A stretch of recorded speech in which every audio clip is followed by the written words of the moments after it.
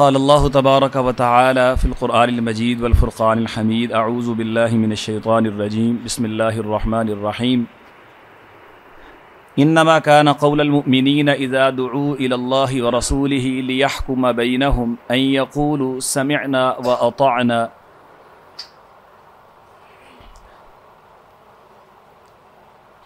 قابل صد احترام سامعین کرام، خواتین و حضرات، اللہ تعالیٰ نے جو ہمیں حیات مستعار عطا فرمائی ہے یہ بڑی کم بھی ہے اور بڑی بے وفا بھی ہے۔ کسی بھی انسان کو پتہ نہیں ہے کہ اس نے کس وقت دنیا کو چھوڑ جانا ہے، یہ زندگی اس سے چھین لی جائے اور وہ یہاں سے چلا جائے۔ ہر انسان نے تقریباً اپنے ذہن کے اندر کئی ایک خواب سجا رکھے ہوتے ہیں۔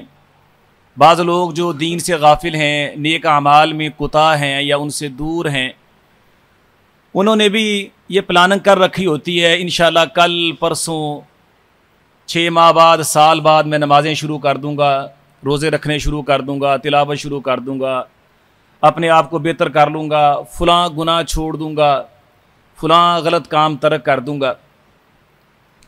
لیکن زندگی اس کے ساتھ وفا نہیں کرتی اور وہ دنیا سے چلا جاتا ہے۔ قیامت کے دن ایسے لوگ پچھتائیں گے، حسرت کریں گے، ندامت کا اظہار کریں گے۔ اللہ تعالیٰ نے قیامت کا ایک نام ہی یوم الحسرہ بتایا ہے، وَأَنذِرْهُمْ يَوْمَ الْحَسْرَةِ إِذْ قُضِيَ الْأَمْرُ وَهُمْ فِي غَفْلَةٍ وَهُمْ لَا يُؤْمِنُونَ۔ اے پیارے پیغمبر، آپ ان کو حسرت والے دن سے ڈرا دیں جب تمام معاملات کا فیصلہ کر دیا جائے گا۔ لوگ غفلت میں ہیں، وہ مانتے نہیں ہیں۔ اس وقت انسان پچھتائے گا، یا لیتنی قدمت لحیاتی، ہائے کاش میں نے نیکیاں کر کے آج کے دن کے لیے ذخیرہ کر لی ہوتی، آج کے دن کے لیے میں نے نیکیاں جمع کر لی ہوتی۔ اور کچھ لوگ وہ بھی ہیں جو کہیں گے یا لیتنا اطعنا اللہ واطعنا الرسول، ہائے کاش ہم نے اللہ اور اس کے رسول صلی اللہ علیہ وآلہ وسلم کی اطاعت کی ہوتی۔ لیکن اس وقت کا پچھتاوا، حسرت، ندامت انسان کے کسی کام نہیں آئے گی۔ انسان ترلے کرے گا، اللہ کی بارگاہ میں گڑ گڑائے گا، فریاد کرے گا رب ارجعون، اللہ ایک بار واپس بھیج دے۔ لیکن اللہ فرمائیں گے کلا انہا کلمۃ هو قائلھا، اب یہاں سے واپسی نہیں ہے۔ اس لیے ہماری کوشش ہونی چاہیے کہ ہم اپنے آپ کو درست کر لیں۔ ہم اس حیات مستعار سے جو بڑی تھوڑی ہے، جس کے اختتام کا ہمیں پتہ نہیں ہے، ہم نیکیاں کر لیں، اپنے آپ کی اصلاح کر لیں۔ جو نیکیاں ہم نہیں کر رہے ان کو کرنا شروع کر دیں، جو گناہ ہم کر رہے ہیں ان کو ترک کر دیں، تاکہ کل ہمیں پچھتانا نہ پڑے۔ ٹھیک، اس لیے اللہ تعالیٰ کی اور اس کے رسول صلی اللہ علیہ وآلہ وسلم کی جو بات آپ کے سامنے آ جائے اس پہ عمل شروع کر دیں۔ پتہ نہیں کب زندگی کی شام ہو جائے۔ حضرات صحابہ کرام رضی اللہ عنہم، آپ ان کا طرز عمل دیکھیں، وہ ہماری طرح ہیلے بہانے نہیں تراشتے تھے۔ اچھا کل کریں گے، مناسب وقت پہ کریں گے، کر لوں گا انشاءاللہ، میں یہ کام چھوڑ دوں گا، بس میں چھوڑنے والا ہوں، میں نے ارادہ کیا ہوا ہے۔ ایسا نہیں تھا۔ جیسے ہی اللہ کے رسول صلی اللہ علیہ وآلہ وسلم کی کوئی حدیث، آپ کا کوئی فرمان، آپ کی کوئی سنت مبارکہ ان کے سامنے آئی، فوراً اپنا لی۔ کوئی دوسری رائے نہیں، کوئی چونکے چنانچے نہیں، یہ کہ وہ کہ نہیں، ہیلے بہانے نہیں، آئیں بائیں شائیں کچھ نہیں۔ حتیٰ کہ بعد وہ چیزیں جو ضروری بھی نہیں ہیں، آقا علیہ الصلوۃ والسلام نے وہ بہتری کے لیے اختیار فرمائی ہیں، امت کو ان کا لازمی حکم نہیں دیا۔ مثال کے طور پہ آپ ایک دفعہ دعوت میں تشریف لے گئے، حضرت انس بھی آپ کے ساتھ ہیں رضی اللہ عنہ، اور میزبان نے آپ کے لیے کدو گوشت پکایا ہے۔ آقا علیہ الصلوۃ والسلام بڑے شوق سے کدو تلاش کر کر کے کھا رہے ہیں۔ سیدنا انس رضی اللہ عنہ فرماتے ہیں مجھے اس وقت سے کدو کے ساتھ پیار ہو گیا، پھر اس کے بعد میں اسپیشل کدو کھانے کا اہتمام کیا کرتا تھا، اس لیے کہ رسول کریم صلی اللہ علیہ وآلہ وسلم اس سے محبت کرتے۔ یہ تھا صحابہ کرام رضی اللہ عنہم کا طرز عمل۔ سیدنا عبداللہ بن عمر رضی اللہ عنہما وہ حج کے لیے جاتے تو بطور خاص وہ رستے اختیار کرتے جن رستوں پہ چل کے آقا علیہ الصلوۃ والسلام مکہ مکرمہ تشریف لے گئے، انہی جگہوں پہ پڑاؤ کرتے جن جگہوں پہ آقا علیہ الصلوۃ والسلام نے پڑاؤ کیا تھا۔ اسی درخت کے نیچے بیٹھتے جس درخت کے نیچے آقا علیہ الصلوۃ والسلام نے پڑاؤ کیا ہے، اور عرفات میں اسی جگہ وقوف کرنے کی کوشش کرتے جہاں آقا علیہ الصلوۃ والسلام نے وقوف فرمایا. کیوں؟ آقا علیہ الصلوۃ والسلام سے محبت تھی. تو یہ تھا صحابہ کرام رضی اللہ عنہم کا طرز عمل. ٹھیک ہے کہ اللہ نے موقع دیا ہے, اللہ نے زندگی دی ہے, تو آقا علیہ الصلوۃ والسلام کے اتباع اور پیروی کا حق ادا کر لیں, کل پچھتانا نہ پڑے. اور سچا جو محب ہوتا ہے وہ اپنے محبوب کو کاپی کرنے کی پوری کوشش کرتا ہے اور اس میں وقت ضائع نہیں کرتا. ہم زبانی دعوے تو بہت کرتے ہیں لیکن حقیقی محبت میں ہم بہت پیچھے. اور حضرات محدثین رحمہم اللہ جن کی کوششوں اور کاوشوں سے یہ دین ہم تک پہنچا ہے اور خالص شکل میں پہنچا ہے, اور انہوں نے بھی صحابہ کرام رضی اللہ عنہم کا اسوہ پیش نظر رکھا. اللہ اکبر. جس طرح صحابہ کرام رضی اللہ عنہم کے سامنے کوئی حدیث آئی تو انہوں نے فوری عمل کر کے دکھایا, اور بعض اوقات کو خاص طرز عمل اس لیے اختیار کیا ہے کہ آقا علیہ الصلوۃ والسلام نے ایسے کیا. سیدنا جابر رضی اللہ عنہ نے 2 کپڑوں میں نماز پڑھی, کپڑے اور بھی دستیاب تھے. ایک بندے نے اعتراض کر دیا تو کہا اس لیے پڑھی ہے تاکہ تیرے جیسے کم علم کو, احمق کو پتہ چل جائے کہ پیغمبر اسلام صلی اللہ علیہ وآلہ وسلم نے ایسے بھی نماز پڑھی ہے. تو یہ تھا صحابہ کرام رضی اللہ عنہم کا طرز عمل. اور حضرات محدثین رحمہم اللہ بھی اسی لائن پہ چلے.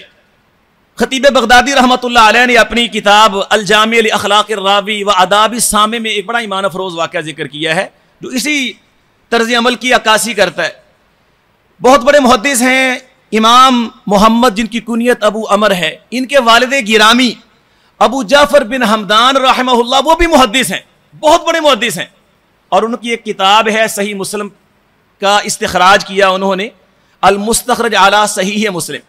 مستخرج وہ کتاب ہوتی ہے جس میں کوئی محدث اپنے سے پہلے سے جو محدث ہے ان کی روایات اپنی سند سے پیش کرتا ہے اور اس محدث کا واسطہ بیچ میں نہیں لاتا, بلکہ اس محدث کے استاد یا ان کے استاد کے استاد سے جا کر کے وہ اپنی سند کو ملا دیتا ہے.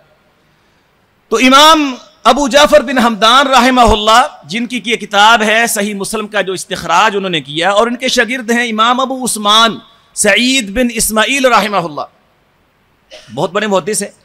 اور یہ اپنے استاد ابو جعفر بن حمدان سے پڑھتے تھے, اور امام ابو جعفر بعض اوقات اپنے شاگرد جو ہیں ابو عثمان سعید بن اسماعیل ان کی مسجد میں چلے جاتے اور ان کے پاس یعنی حدیثیں پڑھتے پڑھاتے رہتے. ان کے بیٹے ابو جعفر بن حمدان کے بیٹے محمد ابو عمر کہتے ہیں کہ والد گرامی ان کا معمول تھا کہ اکثر وہ شام کے قریب وہ امام ابو عثمان سعید بن اسماعیل کی مسجد میں تشریف لے جاتے اور ان کے ساتھ حدیث پڑھتے پڑھاتے عشاء پڑھ کے عشاء کے بعد تشریف لاتے. تو کہتے ایک دفعہ میں بھی اپنے والد گرامی کے شاگرد امام ابو عثمان سعید بن اسماعیل کی مسجد میں عشاء کی نماز پڑھنے چلا گیا. تو میں نے دیکھا کہ امام ابو عثمان سعید بن اسماعیل رحمہ اللہ جب عشاء کی نماز پڑھانے آئے تو انہوں نے 2 چادریں, احرام والی 2 چادریں پہن رکھی. اس صورتحال میں آ کر کے اس لباس میں انہوں نے عشاء کی نماز پڑھائی. تو کہتے جب وہ نماز پڑھا کے چلے گئے اور میں اپنے والد کے ساتھ واپس گھر آیا تو میں نے اپنے والد سے پوچھا کہ ابا جان یہ کیا وجہ کہ آج امام ابو عثمان سعید بن اسماعیل نے 2 چادروں میں نماز پڑھائی ہے, خیر تو ہے؟ تو کہتے ہیں کہ بیٹا اصل بات یہ ہے کہ آج جب ہم عشاء سے پہلے حدیث پڑھ رہے تھے اور حدیث آئی آقا علیہ الصلوۃ والسلام نے احرام کی 2 چادروں میں آپ نے نماز کی امامت کروائی, صحابہ کو نماز پڑھائی. اور یہ ابو عثمان کا طرز عمل ہے کہ جب بھی کوئی حدیث پڑھتے ہیں فوراً اس پہ عمل کرتے ہیں. ابھی عشاء سے پہلے انہوں نے یہ حدیث پڑھی ہے تو ان کا جذبہ اطاعت وہ جوش میں آیا اور کہنے لگے کہ میں نے ابھی اس پہ عمل بھی کرنا ہے. تو فوراً انہوں نے گھر سے 2 چادریں وہ زیب تن کی اور عشاء کی نماز پڑھا کر کے سنت رسول صلی اللہ علیہ وآلہ وسلم پہ عمل کیا ہے. تو یہ تھا یعنی محدثین رحمہم اللہ کا طرز عمل جو انہوں نے صحابہ کرام رضی اللہ عنہم سے لیا تھا, اور یہ طرز عمل ہمیں اپنانے کی ضرورت ہے اگر ہم چاہتے ہیں کہ کل ہم سرخرو اور کامیاب ہوں اور ہمیں حسرت اور ندامت سے پچھتانا نہ پڑے. تو پھر آج اپنا طرز عمل یہ بنائیں کہ ہمارے سامنے اللہ اس کے رسول کی کوئی بھی بات آئے اور ہمارے سامنے کوئی عذر نہ ہو تو ہم فوراً اس پہ عمل کریں, اور عذر ہے بھی تو جلدی دور کرنے کی کوشش کریں اور اس آیت ربانی کا ہم مصداق بن جائے. انما کان قول المؤمنین اذا دعوا الی اللہ ورسولہ لیحکم بینہم ان یقولوا سمعنا واطعنا. اللہ فرماتے ہیں سچے مومن تو وہ ہیں کہ جب انہیں اللہ اس کے رسول کی طرف بلایا جاتا ہے تاکہ وہ ان کے درمیان کوئی فیصلہ کر دیں تو فوری طور پہ کہتے ہیں ان یقولوا سمعنا واطعنا, ہم نے سن لیا اور مان لیا. تو یہ یعنی کہ نا ہمارا طرز عمل ہونا چاہیے۔ اللہ سے میں دعا گو ہوں اللہ تعالی ہمیں بھی حضرات صحابہ کرام اور حضرات محدثین رحمہم اللہ کے نقش قدم پہ چلنے کی توفیق عطا فرمائے، نیکیوں میں آگے بڑھنے کی توفیق دے، گناہوں سے اللہ ہمیں بچنے کی توفیق عطا فرمائے۔ ابھی سے اپنا ایسا طرز عمل بنائیں تاکہ آگے رمضان نیکیوں کا مہینہ آ رہا ہے، ہم پوری طرح اس مہینے سے فائدہ اٹھا سکیں۔ وما علیہ الا البلاغ۔